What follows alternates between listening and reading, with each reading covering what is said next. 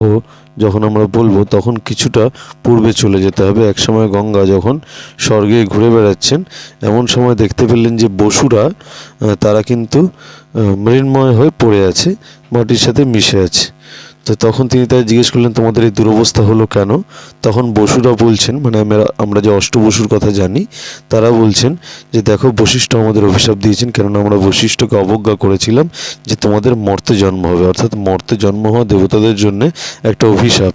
তো তখন গঙ্গাকে বললেন যে আমরা যে কোনো নারীর গর্ভে জন্মাতে চাই না, তুমি যদি আমাদের মা হিসেবে আমাদের জন্ম দাও তাহলে আমরা উপকৃত হই। তখন তিনি বললেন, শান্তনুর পিতাশ্রী প্রতীপ শান্তনুকে তার রাজত্ব প্রদান করে বনে যাওয়ার সময় বলে যান, যদি কোনো নারী তোমার কাছে এসে বিয়ের প্রস্তাব করে এবং সে বলে যে আমি তোমার কোনো কথাই